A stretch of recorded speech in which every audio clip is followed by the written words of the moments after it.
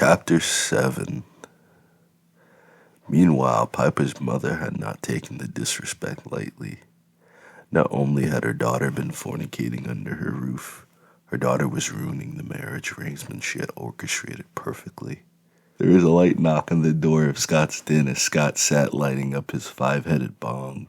He choked at the sight of his wife. He was cursing under his breath as he tried cleaning up. "I already know you're in here doing drugs, Scott."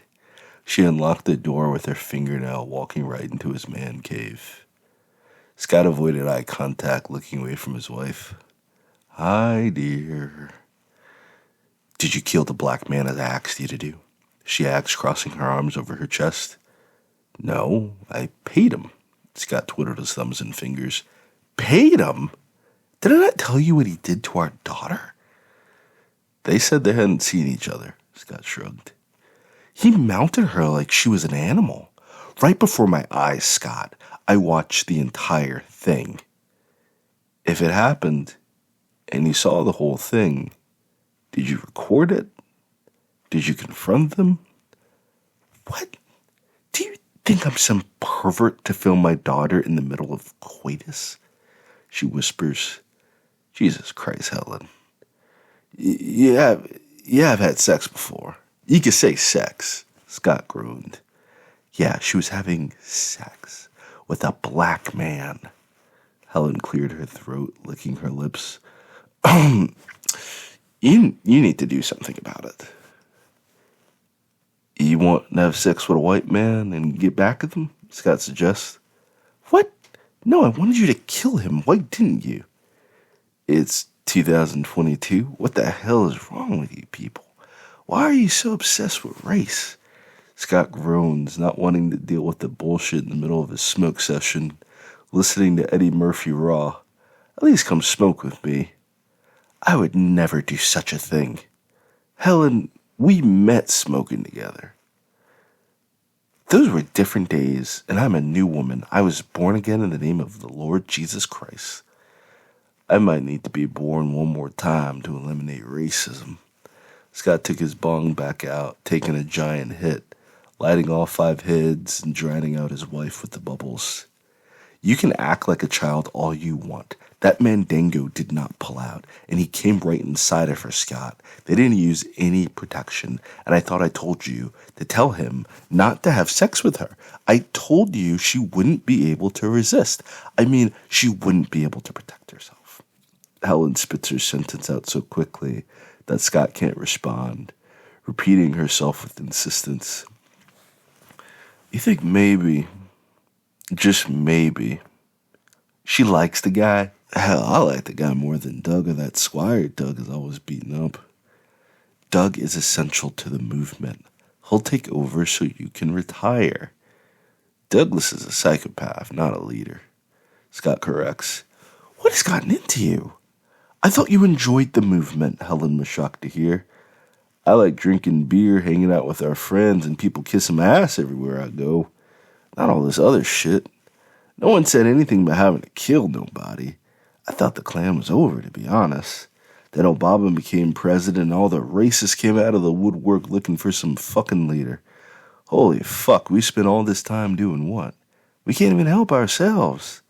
That boy Matt didn't even have cab fare." Scott sucks his teeth. "I can't believe you said that monkey's name in our house." Helen held her chest.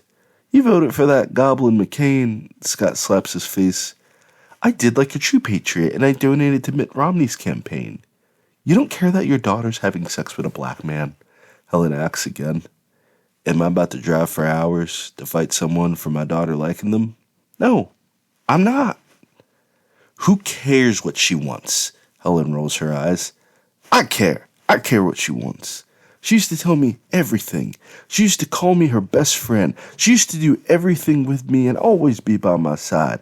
Then she got to middle school, and she never spoke to me since that February." "Do not bring up February." Helen smacks her forehead, taking a deep breath as she rubs her third eye.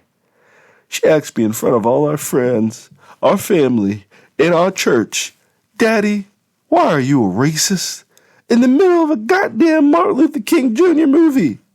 She pointed at the men and hoses and said, "That's my daddy. That's my daddy." She never forgave me. She never looked at me the same. And the more she learned, the smarter she got, and the more she hated me. My best friend in the whole wide world, the one person I thought would love me unconditionally my whole life, resents me, hates me to my core, and lies to my face because that no good alcoholic woman beating daddy didn't want to get a job and wanted to complain about black people. Scott, you need therapy, and you need Black Jesus. I'm not losing my daughter over some wannabe redneck bastards who rather storm the damn White House than fix their country. Piper had avoided Douglas for years. She even moved to California to escape him. So be it if she fell in love at first sight, Scott finalized. He came inside your daughter. He fucked her throat, Scott. Your best friend. He fucked her like a common whore and was doing drugs with her on our property, Helen repeated. Then you kill him, Helen. Scott turned on his Bluetooth playing Fuck the Police by NWA as he lit up his bong once more, closing his eyes and ignoring his wife. I'll suck your dick right now if you call the boys on him, Helen stated. No, I'm not going to prison for the rest of my life for anything less than sex. Fine then, I'll handle it myself, Helen shouted, slamming the door behind her. Helen held her chest outside the door, unable to get the impure images out of her head. She was unable to stop imagining herself replaying in her head. Helen even sent Sophia to intervene, and instead it backfired. Helen feared she would be next if she didn't kill this young black man who invaded her home with his big dick and ab muscles. Helen slowly opened the door, too overwhelmed by her desire. Helen pulled out of her pants and bent over the couch. Woohoo! Scott cheers, shimmying out of his pants and rubbing his erect dick. He mounted his wife, sliding inside of her. Helen hid her disappointment, but as she closed her eyes, imagining the gardener, she couldn't hide her moans. Helen melted around her husband's dick, moaning and shuddering as Scott worked himself like a jackhammer into his wife. Harder, harder, Helen quipped, wanting to feel like her daughter this afternoon. Yes, please. Oh, God, Scott called, pulling out of Helen. Helen frowned, remembering the young couple having sex multiple times, taking breaks and returning to the act like rabbits. After the first time, she thought she could wave it off and ignore it. Then they had sex again, and then her maid. Everyone but her. She had never even seen a black man in person before today, too fearful of greeting him at the door. Now she couldn't stop thinking about him. Do you want to go again? Helen asked, lying on her back as she saw Piper doing to entice the gardener. Oh, God, are you trying to give me a heart attack for the insurance money? Scott held his back. I done gave you my best lovin', woman. That's all I got in the tank. I know. Helen sighed, soothing her husband. Want me to call Douglas to kill the gardener? Scott held up his phone.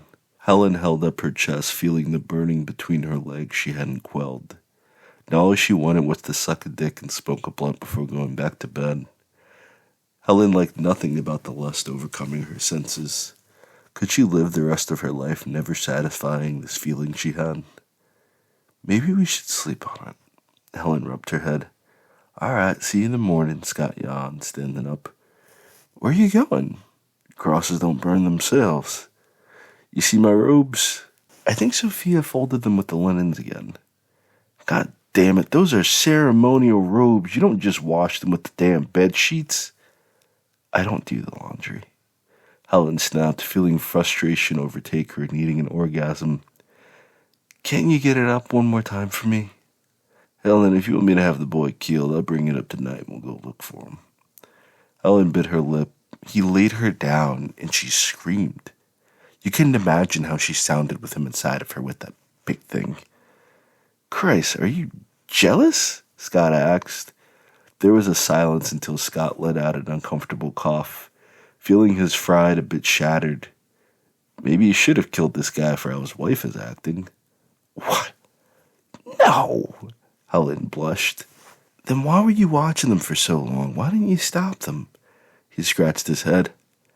I wasn't being some voyeur. I needed to watch so I could tell you all. Yeah. You know, how else would you have believed me if I didn't see it all happen? Helen swallowed, feeling guilty. Well, I saw him leave hours ago. You had a long time to confront them, Helen, Scott growled. I saw him leave hours ago. You had a long time to confront him, Helen. Scott growled. Helen smiled. I saw her getting in a cab, and she gave me the bird. The bird! She told me she was visiting a friend to the museum. That she goes off in his truck?